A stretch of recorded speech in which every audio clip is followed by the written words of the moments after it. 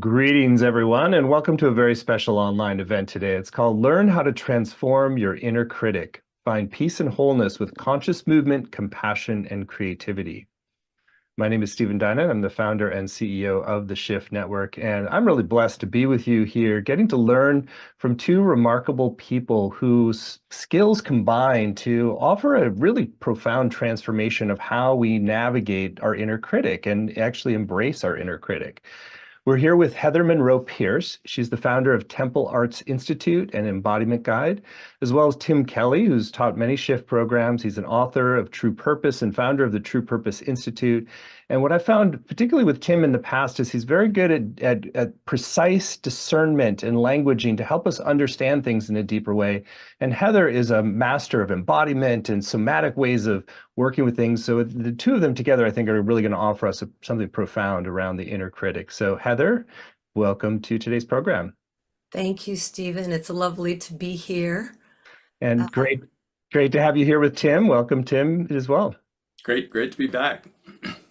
Great. Well, we're going to dive in, and we've got some juicy stuff planned. I also want to let everyone know that Heather and Tim are going to be teaching a brand new program for Shift called Transform Your Inner Critic, and we'll share more about that towards the end of the hour. So Heather, since you're newer to teaching for Shift, I want to invite you to go first and really talk a little bit about your backstory, particularly as it relates to working with the inner critic. Well, of course, I have a very long, elaborate backstory I won't get into, but how it's related to the inner critic.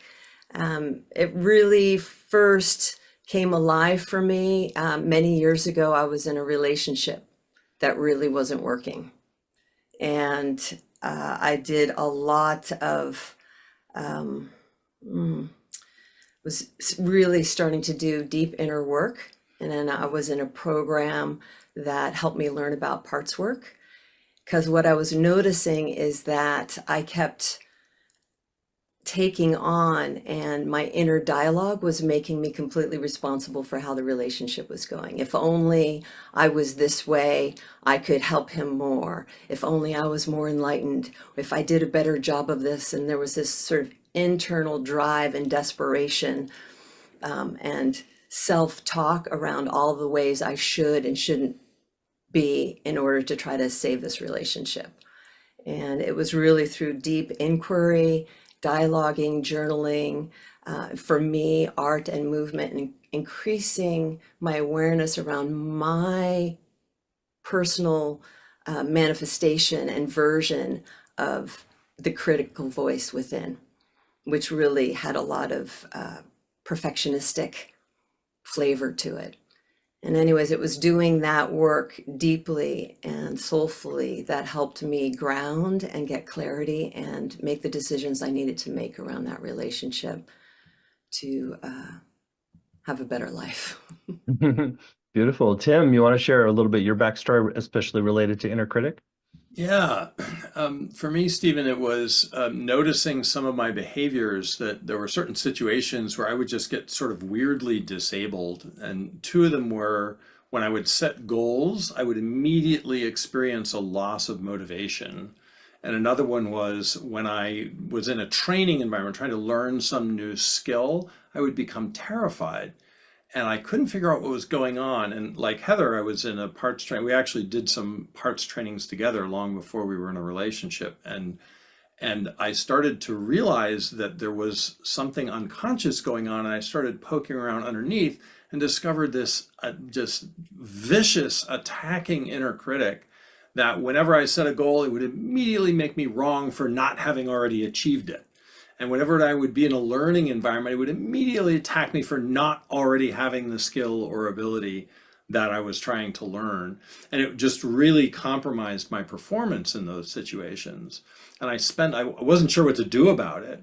And I spent like months figuring out how I could have a productive, healthy relationship with that part of myself and learn how to be better to myself in those situations. So Heather, let's go back to you. And so what I want to hear from both of you is just that fierceness, that kind of overzealous quality of the inner critic often leads us to like want to pull away from it or sort of distance or make it go away somehow. And I understand that you two have a very different approach now. So maybe share from your perspective how to shift that relationship so that it's not one of opposition, if you will.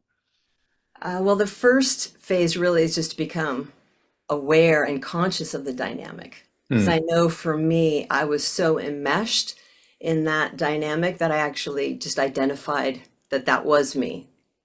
And so to begin to get some separation is the first step in really creating a different relationship. So that your inner critic is part of you, but not all of you. You're not enmeshed looking at everything through it. You can actually have some separation from it.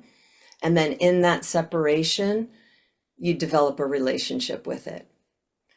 And that process, though, it's also really important to not just try to get rid of it. And I'm sure many people who are watching this have tried at some point to get rid of that critical voice or the shoulds or shouldn'ts. And what Tim and I have found and what really worked for me is that at the same time you're creating awareness and shifting your relationship to it, you also open up a sense of heart center and capacity to be compassionate for yourself and your inner critic in ways that then allow genuine dialogue and relationship and transformation to happen. It's beautiful. And Tim, so from the perspective of parts work, so what is the inner critic? Why is it an important part, if you will? Yeah, so it's one of a set of protective parts, Stephen, that the psyche develops in childhood in order to be able to navigate the world and figure out how to interact with other people and how to be safe fundamentally. And so the critic will often not always be copied after a parent. If you have a particularly critical parent, the critic will kind of look like a photocopy of that person. But if you don't have a particularly critical parent, your psyche usually will generate a critic anyway, just sort of a composite of people in your life. And what it's doing is it's trying to point out all the errors that you're making so that you can potentially correct those errors before they cause a problem or before somebody else criticizes you for doing that. So in my case, I had a very critical father. So my critic sounded a lot like my dad. And what it was doing was it was saying, oh, you need to fix this, Tim, because if you don't, then your dad's going to see this and then he's going to be really pissed at you. Or you need to fix this over here. And if you don't do that, your dad's going to be really pissed at you. And so it's sort of pointing out to me like my to-do list to make sure that I stay safe. But what happens, Stephen, over the course of people's lifetimes is the critic gets successively better and better at its job and becomes more aggressive and covers more territory. Oh, wow, I don't only have to go after, how the person's doing schoolwork. I can go after her looks too. Or I can go after his performance and sports, and finds new areas to branch out into and becomes more and more aggressive. And it can ultimately become disabling in the way it was for me, which is that the person can be trying to manifest their dreams or their purpose or create a relationship. And the critic is so aggressive that it undermines their ability to achieve those things. Makes total sense. And Heather, going back to you had said it's really important to shift into a compassionate relationship. So how do you see this kind of overzealous or sort of exaggerated version of one of our parental critical voices? Like how does the developing a compassionate relationship begin to shift that dynamic and shift that energy? Opening your heart in general will transform anything. And it can be particularly hard when something's so close to home as an internal process. The finding ways to open your heart and to do that in an embodied way creates a space where there's enough permission and safety for transformation to happen.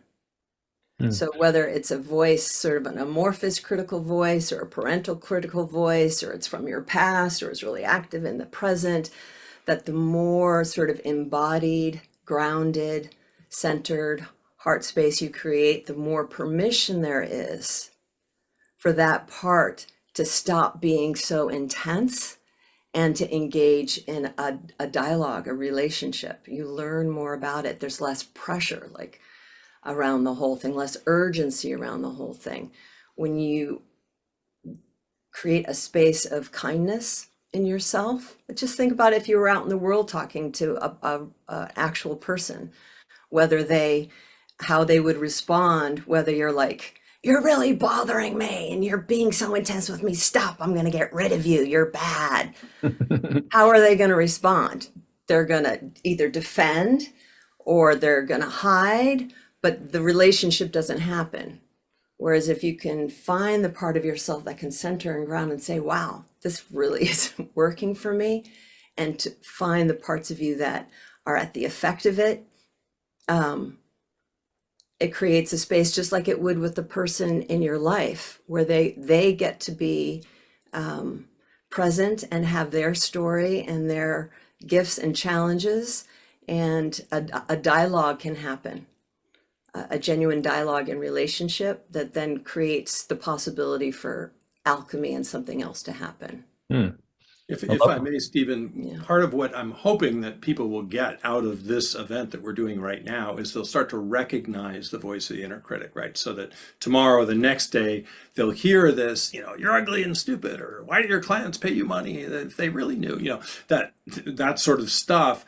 They'll be able to go, oh, that's my inner critic. That's that voice that Tim and Heather were talking about, right? That they'll start to notice it. That's a very important first step. Yeah, as Heather said earlier, we call it separation, where you start to get it. It's like, it's over here instead of, And when that happens, the natural next step, the natural reaction people have is they get upset about it. They're like, oh my God, I'm suffering from this horrifying internal bullying and abuse. Which is true, right? And so now they're like, stop it. And the critic's like, no. And then they say, go away. They're like, no. And they get in this big fight with the critic, and it really doesn't work. And part of the reason why it really doesn't work is that critic is doing a job that you asked it to do when you were young. Like you were in some situation or other, it's usually unconscious, most people don't remember it, where something went wrong and the person wasn't prepared, and they say, oh my God, I gotta make sure that never happens again. And this part shows up. I'll do it. I'll take care of that. I'll make sure that every mistake you ever make, you'll know about, right? And so it's responding to an internal need and instruction from you that you don't remember giving. And it's entirely faithful to those original marching orders that you gave it when you were 3 or 5 or 6 or 10. And so telling it to stop, it's not going to listen because it knows this is its job. And that's the thing I learned, Stephen, in months of working with this part of me was, I need to understand where it came from and why it's doing what it's doing and what those original marching orders were and in response to which situation, before I can enroll the part in changing its job description and doing something else that will help me more now than doing this will. Great distinctions. And Heather, I wonder if you could go back and explain why this is so important for self-love, that we really sort of do this deeper work with the inner critic so that we're actually sort of able to see it in a different light. This is so important for self-love because self-love is easier said than done. At this point, there's tons of programs and courses and books and things saying, all you need to do is love yourself and everything will be great. Well, that's a great theory. And it's easy to love yourself when everything's going well. And when it's easy, it's easy. But part of working with the inner critic is developing the capacity to love yourself even when you're having a hard time, when the internal dynamics are challenging. When the rubber hits the road, can you love yourself then? Do you have some skills and tools that you've built over time to say, okay, whoa, wait a second. I'm really challenged now. What can I do to help myself really stay and feel deeply that sense of self-love, even when I'm so triggered or so disoriented and working with the inner critic and developing the skill and the relationship makes a huge difference. There's just way more awareness and skill. Mm. Tim, going back to you, I'd love you to reflect a little bit on, I love how you sort of talk about up-leveling the function, or like improving the job description. And so basically how to get the inner critic to be better at its job and more collaborative, if you will. That's right. Yeah. So people's natural tendency is the parts they notice are the ones that are behaving in a way that gets in their way, right? Critical parts, fear parts, skeptical parts that prevent them from living their dreams, prevent them from manifesting their purpose, prevent them from having the life that they want. Those are the ones that are noticeable. Just like in your car, you don't really notice the parts that are working. You notice the flat tire, right? Or the brakes that don't work. You don't notice the axle that rotates just fine and everything's groovy.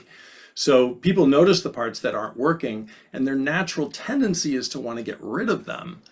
And you imagine, like, the metaphor with the car really works. Imagine that there was something making noise under the hood in your car. And so you pull over to the side of the road and you open up the hood and you find the thing that's making the noise, remove it, throw it on the street, and then get back in your car and start driving again, right? Not a good idea. It was performing a necessary function. It may not have been doing it perfectly, but it was there for a reason. And it really works to look at your parts that same way. The other thing that's different between car parts and your internal parts is the internal parts are self-aware. Like, they're conscious, they're thinking, they're trying to figure out how to do their job. And if you try to fire them, they're not into that, right? They're going to be like, no, no, no, no, no, I need my job. I need to exist. I need to function. I need to do this thing. So really the trick, Stephen, is to give them a promotion. We have this really cool method we do, because if you just argue with the part, you'll get nowhere. But we help the part find its higher purpose, and then based on that purpose, enroll it in getting a new job description that's more aligned with the purpose than the original job description that you created it with when you were like 6. And now the part's like, oh, you're offering me a promotion. Okay, all right, now I'm interested. Now let's talk, right? And you give the part more to do, not less to do, and something that's more challenging than what it's been doing, not less challenging, and something that's better for you than the thing that it's been doing. And now the part's all ears. I love that. And it would be great to hear an example from your own inner critic, like how that up-leveling and promotion happened with yourself. Yeah, so what we got into was that, that critical part, if it wanted, could be in charge of all performance, right? That it could be responsible for my performance in general. And part of why that worked is offering that job is I asked it. So, when I do a lot of public speaking, and you have this experience, Stephen, right? So I'm getting ready to do public speaking, and I'll go on stage and I'll say the wrong thing, and the critic would attack me. And now it's compromising my ability to be a good public speaker. And I asked it, I said, is that helpful in your new role as chief of performance, right? Is that helpful to my performance in that situation? The part's like, no, obviously not. And it said, well, unless it's a very, very important screw up that needs to be corrected immediately. Otherwise, we can talk about it later. I was like, good, okay, sounds like we have an agreement here, right? So we worked out all these very specific agreements about how it was going to behave with the intention of maximizing my performance, which had not been its goal previously, right? And so it decided itself that there was a whole bunch of situations where it was very active, where it did not make sense for it to be as active because it wouldn't enhance my performance. And it completely changed its behavior. I love that. Chief Performance Officer. That's really going to stick for a lot of people, I'm sure.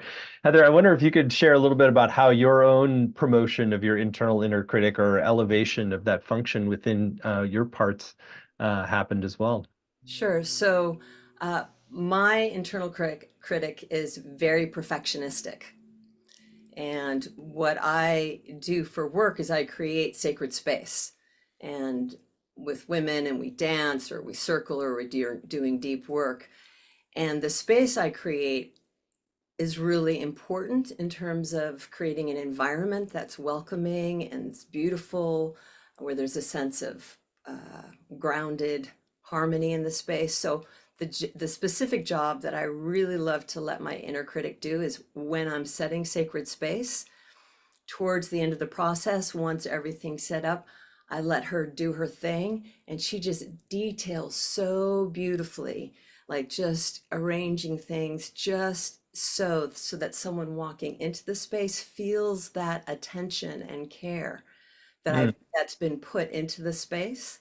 And so I let her go. I'm like, okay. And so we're adjusting the back jacks and, aligning something in a particular way. So there's a sense of harmony and beauty in the space.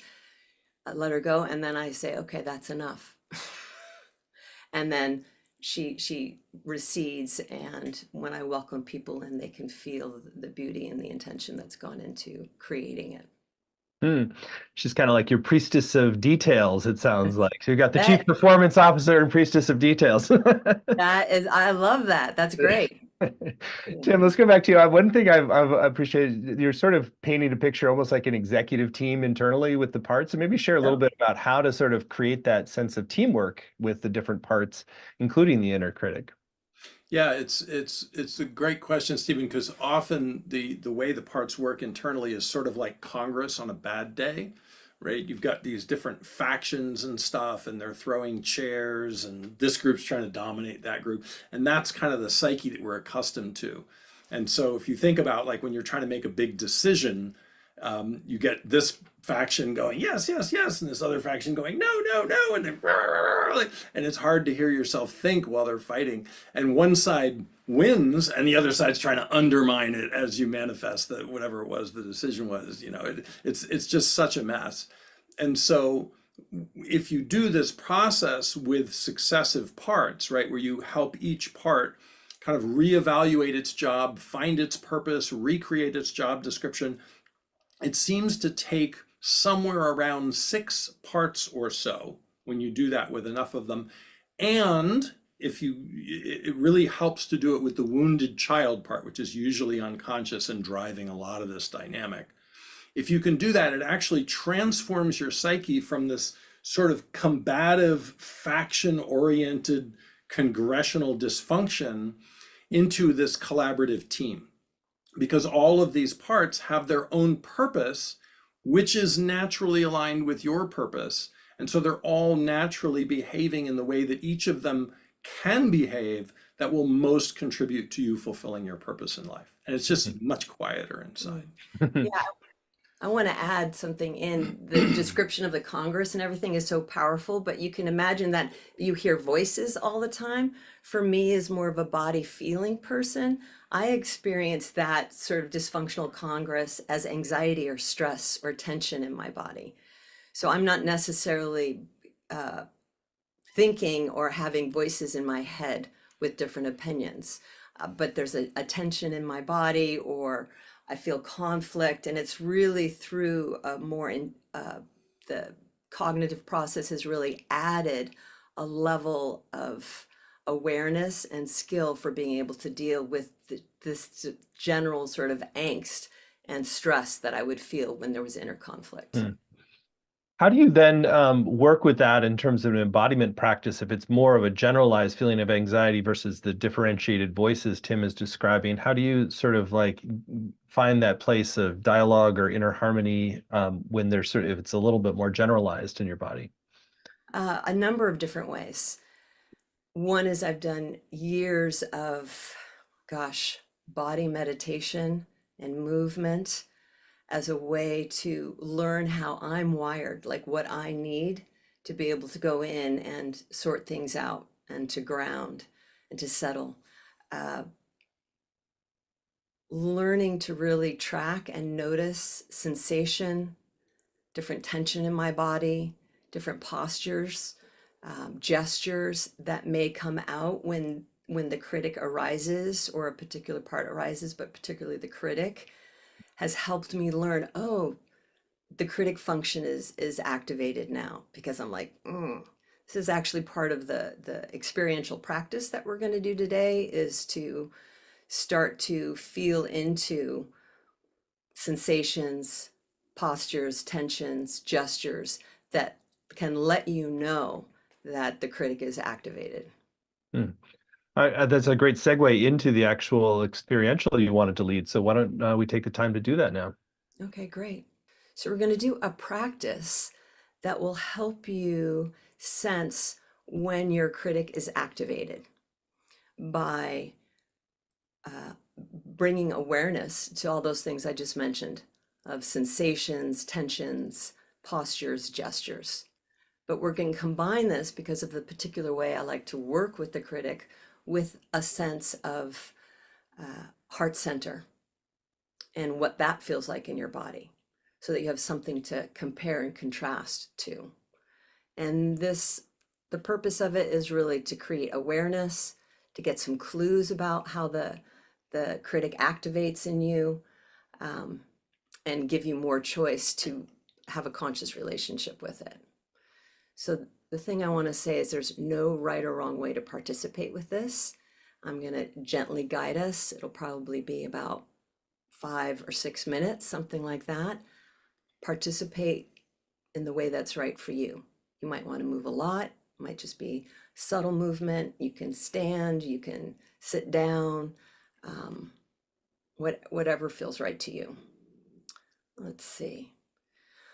So first, just taking a breath.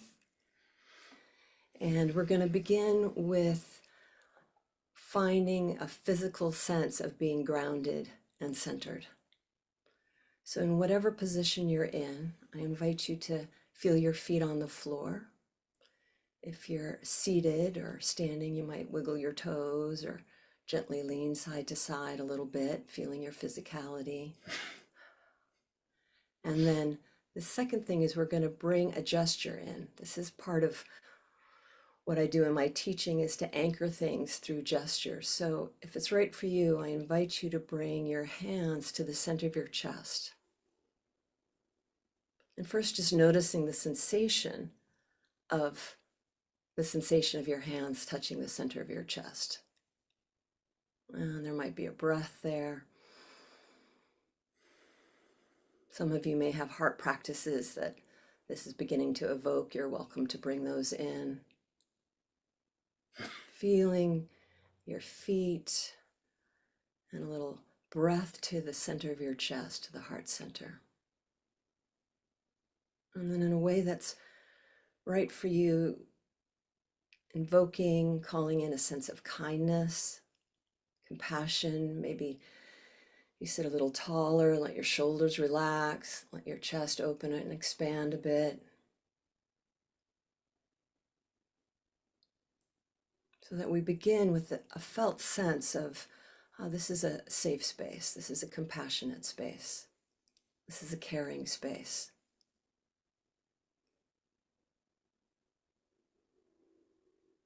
Let's just take a couple breaths here.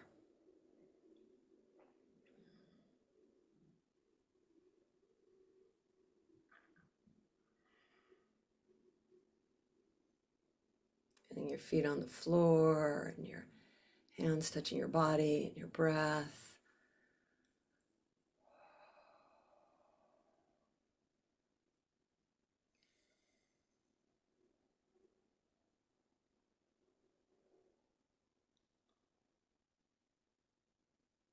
Now that we've taken a few moments to really ground and center here and activate to whatever degree is right for you, a sense of caring or compassionate space, a sense of kindness, maybe bring in a little equanimity. Remembering that this space is here. And now, in contrast, I'm going to encourage you to begin to invite in through a little movement or breath, the sense of what your inner critic feels like in your body. So there might be a particular posture that comes in, or a tension in your jaw or your shoulders. You might move your hands off your heart. Maybe they have an expression or a gesture.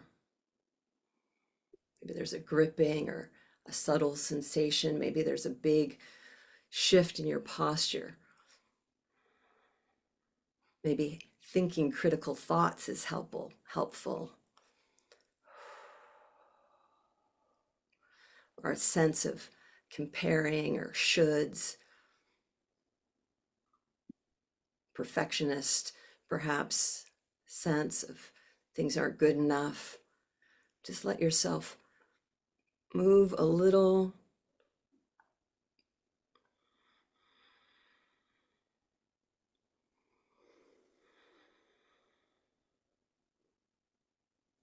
Good, and stay with that a few more moments if you can. It's okay to exaggerate it if it helps you feel it.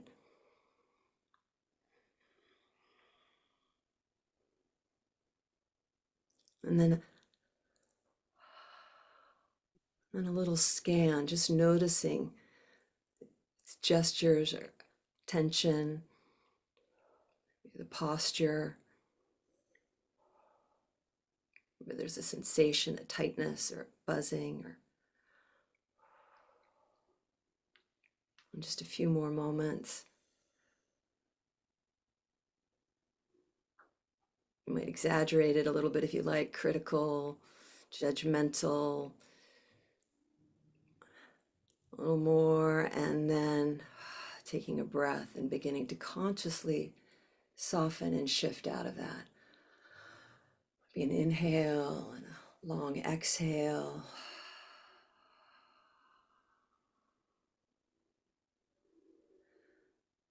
And then bringing your hands to your heart again. You might feel a different quality of energy in your body, feeling your feet on the floor, noticing different sensations.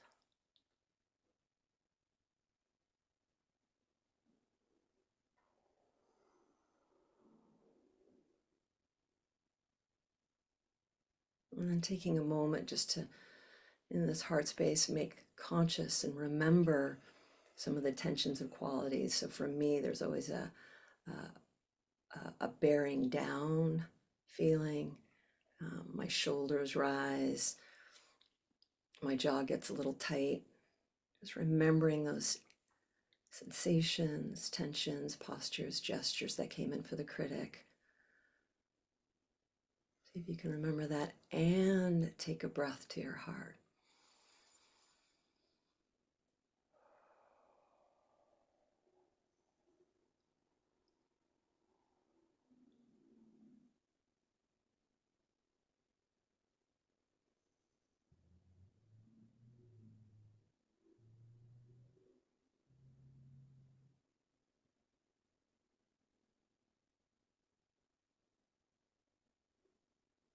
And another breath or two.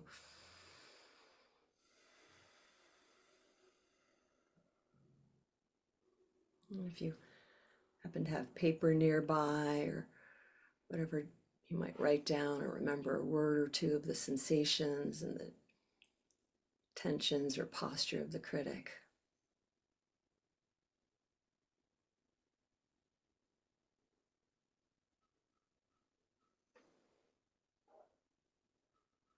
And one more breath to your heart. And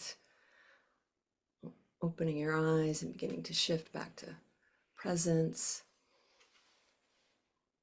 And if we were in person, I'd be asking you, what did you notice?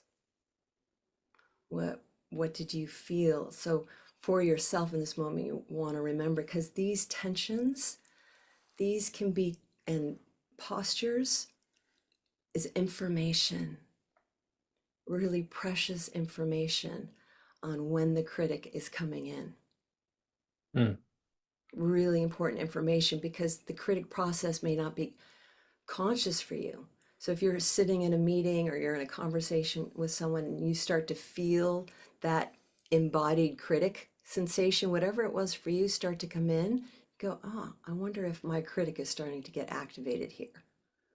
My kid is driving me crazy right now and I can feel my jaw tighten and I just want to, or my coworker is creating problems, or I'm, feeling stressed about, I don't like what I'm wearing and it's not good, and I'm getting tense. In the same ways, you start to learn how you're wired and how the critic manifests physically in your body. And you can use that in addition to hearing voices to learn more about when that's getting triggered. Hmm. And Thank then, you. yeah, yeah.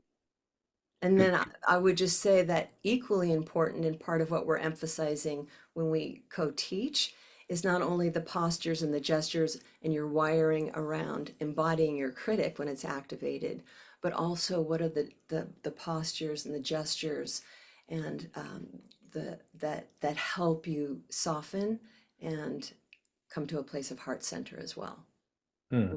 Co-cultivating these. Beautiful. Well, thank you, Heather. That was really very palpable, that sense of embodied inner critic, and to start to shift that into a different relationship. So Tim, I would love for you to maybe reflect a little bit, since you have more clarity around voices and clearly sort of a strong mental activity, how this kind of more embodied approach to work with the inner critic has been helpful for you as well. Yeah, so as you point out, I'm a rational being, and the upside of that has been to create dialogues with these parts and to help enroll them in functioning differently.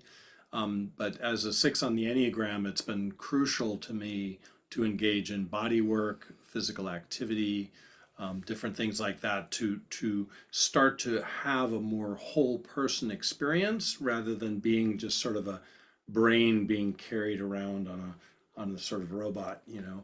And so I've spent many years cultivating my physical intuition, developing my heart center, and using those alternative realities, if you will, to my natural mental reality to create a different experience and a different way of engaging with the world. A synergy starts to happen on a whole nother level. And combining these two aspects, multiple aspects, the synergy starts to happen, and you're more likely to integrate what you're learning because it's embodied, and also to influence what's happening underneath the surface, because the unconscious has got its own thing going on, and adding body and sensation is and art and movement is a way to communicate more fully with the unconscious and the hidden aspects of these dynamics. Hmm. The cranial brain, the heart brain, and the visceral brain, right? We have three brains that have just massive amount of neural connections, and different people tend to be centered in one or the other. But that one tends to be overdeveloped and the other two tend to be underdeveloped. Hmm. Heather, you mentioned more working with more artistically or creatively. You can share a little bit about how that looks in your own practice? I often just keep simple art supplies around. And part of what I've really learned to do over time is to take all the shoulds and shouldn'ts off of an art practice and instead have it be in service to creating relationship with my soul and my body. So instead of thinking I have to create, some perfect piece of fine art, using just simple a few shapes or color as a way to learn more about what's going on inside of me and how to transform and transmute it. Movement, gosh, I've created a whole body of work that's all about moving in ways that help you honor and experience in safe and compassionate, loving ways a fuller range of who you are. Great. Well, I look forward to seeing how that is manifest within your upcoming program. And so there's one other area that we haven't covered yet that we said we would. Heather, I wonder if you could share a little bit about the brain's negativity bias, which is natural, and how that works with the inner critic, and then how do you counteract that?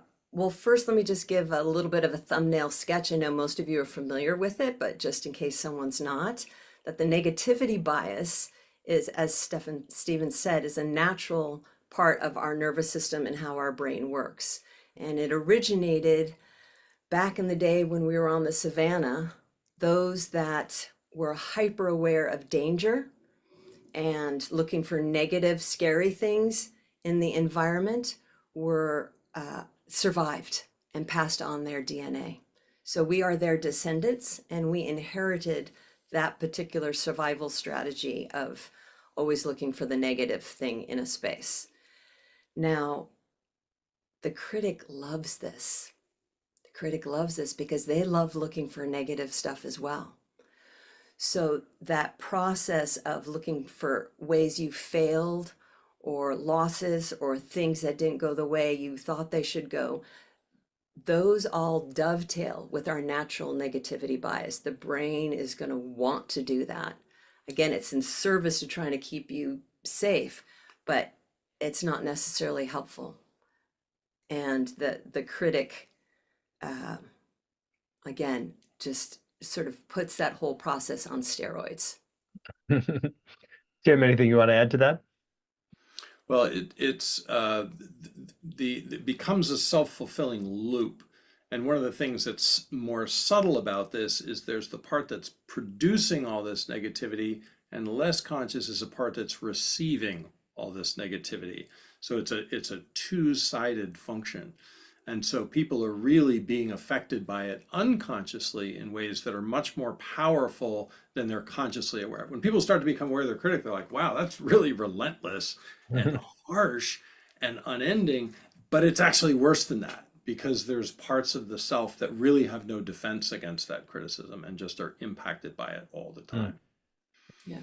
Let me say, though, that the critic can be really harsh and intense and obvious, but there's also like the subtle critic, the stealth critic, that kind of slides in there. And in some ways, it's even harder to detect because it's very sneaky in how it operates. So, yeah. There's a lot of dimensions to this, clearly. Well, I want to spend some time talking more about your upcoming program, because I think it's going to be such a unique and a wonderful opportunity to learn from both of you about how to transform our inner critic and really harness the potential and the creative energy and the performance or the details, all the potential benefits of the inner critic, which really require this deeper shift into the relationship. So Heather and Tim are going to be teaching a brand new program for us. We're really excited about it. It's called Transform Your Inner Critic. Shift self-criticism into self-love through movement, dialogue, and art. And you can find it at the URL transformyourcritic.com, transformyourcritic.com. It's a 7-week program. There are no prerequisites. And it's really just if you recognize that you haven't done this work yet and that there's important lessons and nuggets for you that you would like to have a constructive inner dialogue with the inner critic and to be able to kind of work collaboratively with it. So, Tim, I'd love for you to share first on the high level what your sort of the outcomes or what the intentions for the program, and then we'll read out the module titles, and I think you're going to primarily lead on the sort of the discussing what's in each, and then Heather will jump in as well. Yeah. So the high level outcomes, what we're really going for here is a permanently, fundamentally transformed relationship with the inner critic. And, you know, if the person actually does what we invite them to do and goes through the exercises, at the end, they won't really have an inner critic anymore. It will turn into something else. So the relentless negative self-talk, or as Heather says, the sometimes subtle sensations that are associated with the critic, some of them work somatically, that process fundamentally changes. And it's not as in the way as it was then when people start the program. And it's fascinating to see the variety of different things that those inner critics choose to do when they rewrite their job description. So that's what we're looking for. We're looking for a fundamental change, not get rid of it, and just promote it and have it doing something completely different. That's the outcome. And I love that metaphor. So module 1 is called Uncover the Source of Your Negative Self-Talk so you can begin to transform it. Yeah, and in that one, Stephen, we really want people to understand this concept of parts and be able to identify the different parts of their psyche as they're working and where they come from. Most parts come from young childhood experiences, and the critic in particular is usually developed in the first 10 years of life. And there's often a precipitating event that causes that critic to be developed in the first place. We want people to get just the general idea of how that works. And also in that first one, Stephen, it's very important to create a sense of safety, because this is deep work, it's transformative work, and we want people to feel the inner safety that they need to be able to engage in this. And I'll say that that's where this first module is where we'll really start the somatic practices. That will be our anchor around developing a felt embodied sense of grounding and heart center. And we'll do that at different times through movement and somatic awareness. But I do want to say right here at the beginning that you do not have to be a mover or a dancer or have any experience around somatic practices or dance or art for that matter to participate. Everything is at your own pace and interpretation. You can be seated, standing, you can be very subtle and internal or move big. I'm really an expert at creating environments where there's a lot of permission just to be with movement and art in the way that's right for you. Wonderful. Module 2 is called Understand the 4 Types of Critical Voices so you can use them to help you. Yeah, so the different critical parts function differently. Different ones go after different sorts of things, and not everyone has all 4 types. Most people have a generalized inner critic that criticizes them and may also criticize other people. But as Heather said, there's also perfectionist parts, and there are other types as well that focus on different areas. They're like specialists, Stephen, right? So you can kind of get a generalized critic, but then you can also get specialized critics that like maybe only go after your appearance or maybe go after your performance or something like that. And so we want people to kind of understand what the cast of internal characters looks like for their own internal critics. And it's at this point in the program, Stephen, that we're going to teach people how to talk to it, how to have a conversation with it, and people start to learn which type or types of critics they have. And we'll continue, at this point, really diving into more somatic awareness of how these different parts manifest in the body, and not as a right or as a wrong, but to gather information like, oh, wow, this is how it happens for me. Module 3, build a compassionate relationship with your inner wounded child to cultivate a healthier self-image. Yeah, this one's really interesting, Stephen, because people are usually more conscious of the critic and less conscious of the wounded child. I imagine some of the folks watching this have some concept or some idea of the wounded child part. So this is the part that really received the damage when you were young, when you received the childhood wounds that kind of spurred your ego development, but continues to receive the damage from the critic on a regular basis. It's usually a very unconscious part, young, wounded, not necessarily very talkative, and really having just a terrible time of life. And this is the part that usually gets poked when you get triggered, right? When you get really angry, it's on. What happened was they said or did something that poked your wounded child, and that's the response.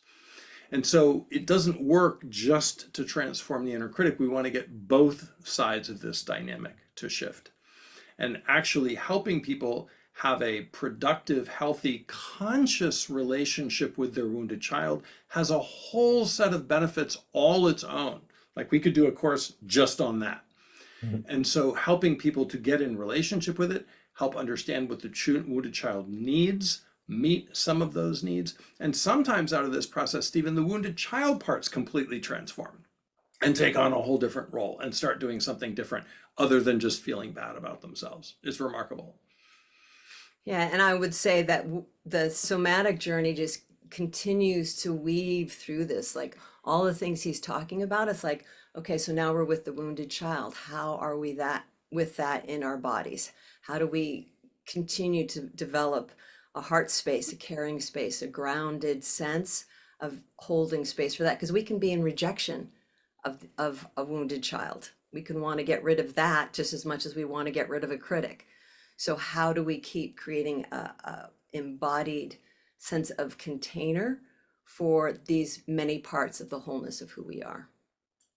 Module 4, untangle the relationship between your wounded child and inner critic. So that the wounded child and the inner critic are involved in this unconscious dynamic. And then the ego, the conscious self, is part of that same dynamic at the same time. And what naturally happens, Stephen, is when people start to understand what the wounded child is and what the inner critic is and how the two of them relate, they automatically want to rescue the wounded child from the bad inner critic. And if they get sucked into that, that actually just reinforces the dynamic and kind of cements everything in place. You get this beautiful, very stable triangular relationship that's almost impossible to shift. And so we really want to help people kind of steer around this and understand not only what the dynamic between the wounded child and the inner critic is, but how they have benefited from it.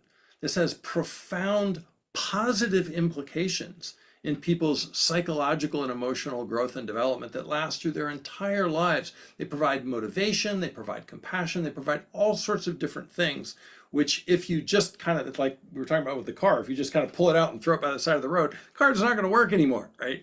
So you have to really appreciate how these parts are functioning and how they're working together as a team in this weird dysfunctional way, and how that actually makes the whole engine go. And we really want to get this part clear before we start getting our toolkit and getting in there and modifying anything. It's so important to appreciate the upside of the dynamic before trying to change it. And such a rich process. We'll keep enhancing and integrating and deepening that through somatic awareness and movement, dance, but also through little bits of art. And you don't have to be an artist to participate. You might just have a pencil and a piece of paper with you. But again, using these other modalities to deepen and reinforce all the incredible learning and awareness that gets developed that Tim's speaking to. Great stuff. Module 5 then goes to befriend the critic and turn it into an ally. This is when we do that nifty jujitsu thing, Stephen, where we actually help the critic find its higher purpose and rewrite its job descriptions. And this process works a lot of the time, like 90% plus success rate if you follow the instructions correctly. We've really honed this over the years. And most critics, presented with the right series of questions and the right set of incentives, will completely and permanently change their behavior, often doing a 180-degree shift, like turning into an inner coach, or like in my case, a chief performance officer or something like that, where it's absolutely trying to help you and support you in every way that it possibly can. It makes such a dramatic shift in the psyche. And for some people at this stage, not everyone, the wounded child is also ready to make a shift as well. Sometimes they take longer than the inner critic. The critic's a more kind of robust, outward-facing part that interacts with the world. The wounded child's much more sensitive and may need more time before it's willing to rewrite its job description. But this is where the real transformation happens. This is where the parts start to do something completely different than what they've been doing since you were a kid. Wow. And we will be continuing to work with the somatic practices. At this point, we've done a lot of the deeper way of being, creating relationship, learning about the critic and the dynamic of the wounded child. So we'll do practices that reinforce that, but I'm also going to throw in a few sort of quick tips or easy ways to shift your energy in a moment. So we don't want to just go into shifting and forget about the deep work, but now we've sort of done the deep work, the skills are really starting to develop, but I'll also bring in some ways that you can shift your energy physically through music, through dance, through movement, that also help increase the holistic way that we're being with this process. Module 6, embrace a new vision for your psyche and liberate yourself from judgment. So this is related to what we were talking about earlier, Stephen, where is if you transform several different parts, so usually sort of a small set of key players, not the same in every person. There's a few that everybody have, like almost everyone has an inner critic, but some of them vary from person to person. And if you can identify what some of those key parts are and do this same process with some of those, it actually starts to create a different type of psyche, a more purpose-oriented, positively driven psyche. The psyche naturally is trying to avoid stuff. That's the negativity bias, right? I don't want this to happen. I don't want this to happen. I don't want this to happen. this starts to create a psyche that wants to move towards things. I want this. I want to manifest this dream. I want to live out this vision. I want to manifest my purpose. And so it's more of a towards navigating psyche than an away navigating psyche. And it can create so much more than our sort of default psyche, which works fine up to a point. But usually by the time people have done a lot of work on themselves, they're getting tired of the sort of default configuration and they're ready for something else. And this starts to show people the path to what they need to do to create that completely different purpose-oriented collaborative psyche. And we'll keep moving our bodies and exploring in different ways. This point, we're with the program, we're bringing in different parts, different aspects. And we've been working with creating an embodied sense of center and heart center. So we're going to use that sense of heart center and grounding to play a little bit, to play through movement on how to shift energy in your body, maybe play through movement and music in service to just, oh, I can shift now. These parts are, all this mess is becoming clear now, and I can energetically move into this piece or to this piece or to that piece. And and then now I'm back at heart center and I feeling the capacity, not just on a conceptual level, but in your body and what it is to be in relationship with more wholeness.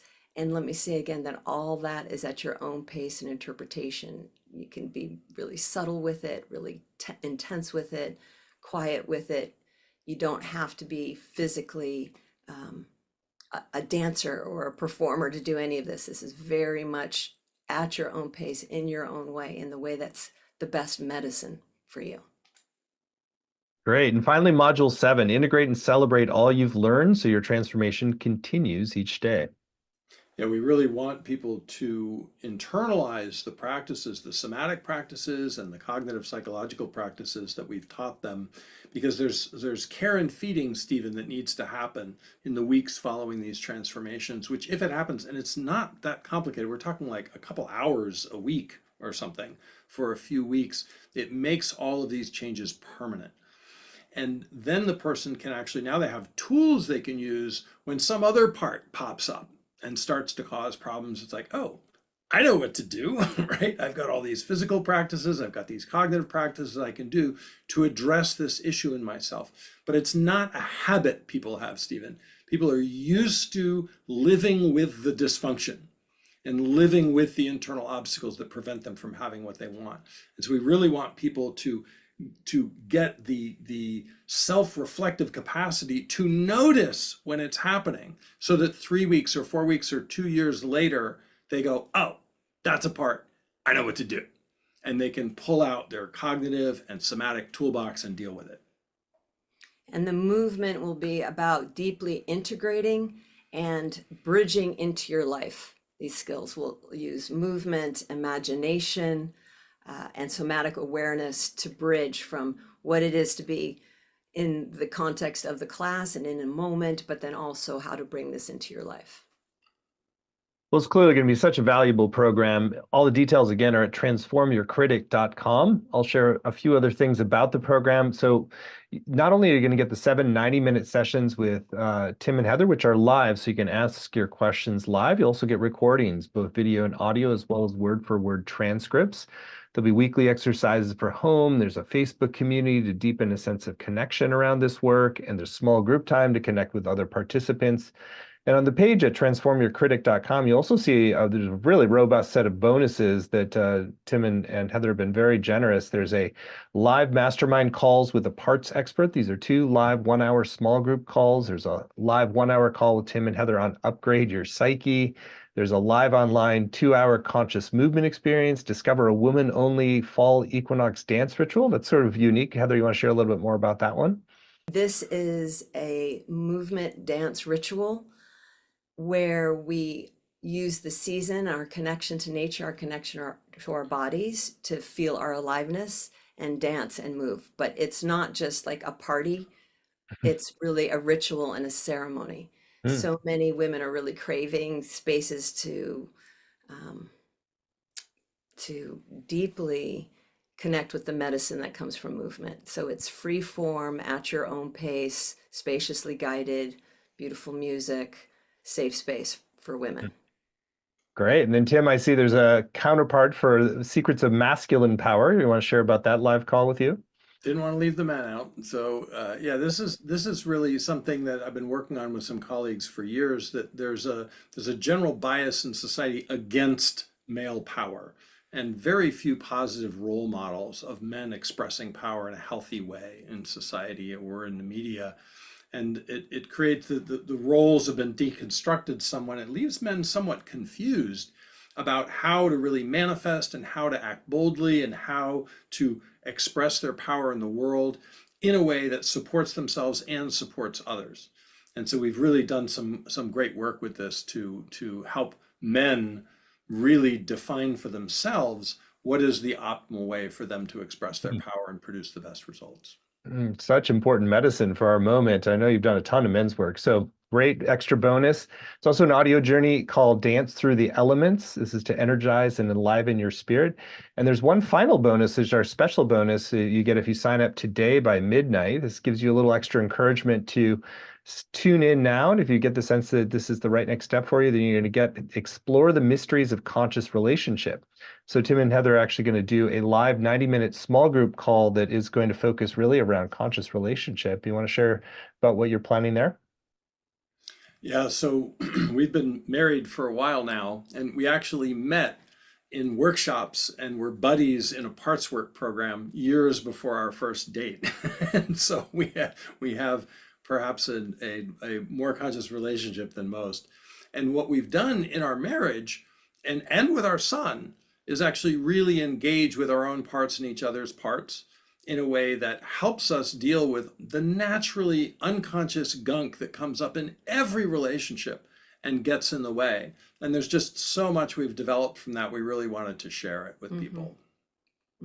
It's been huge for our relationship. It's created an amazing foundation in terms of accountability, us each doing our own work, but then also coming together and using that language and awareness for the benefit of our marriage. You're not just having a relationship with another person, your parts are having lots of individual relationships with their parts. It's very complicated. How to get two teams to collaborate well.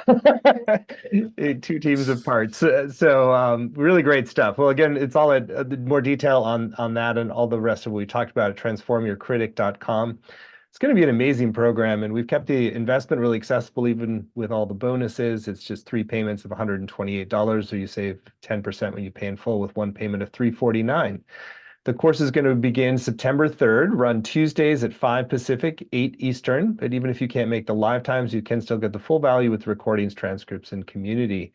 There's also just great testimonials from people who have studied with Tim before at Shift, as well as some that have worked with Heather outside of Shift. So you really get a sense for the beauty and the power of them working together.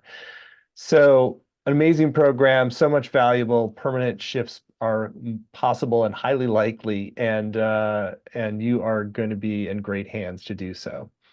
And so we're at the end of our time together, and just anything that's still on your heart you want to share with folks who are considering going deeper into this work of transforming the inner critic. And Heather, how about we start with you? I love creating space for people to find themselves, feel themselves, lean in gently with compassion and care, because life is challenging, to say the least. So I say, come join us. I'm particularly excited about partnering with Tim because he does an amazing job of bringing the psychological and the cognitive aspects in so clearly, but that can be a little cut and dry. And I bring in so much of, what it is to be alive and human in that process, and to bring in the compassion and the heart center that's so essential for actual transformation. So come join us. Beautiful. Tim? Yeah, I want to say, Stephen, that so many people have just learned to live with this never-ending loop tape of negative self-talk, and have tried to do stuff with it and taken workshops and read books and done affirmations, and it still continues. And I just want to say to people, it doesn't have to be that way. That can change. It can be permanently different. And if you really want to achieve self-love, the path to that leads through your inner critic. Mm. Well, beautiful. Well, you two are amazing and such important work that you're offering. So again, if you'd like to go further with Tim and Heather, you can do so at for the program Transform Your Inner Critic, Shift Self-Criticism into Self-Love Through Movement, Dialogue, and Art. It's all at transformyourcritic.com, and you will get that special conscious relationship bonus with the two of them if you sign up by midnight tonight.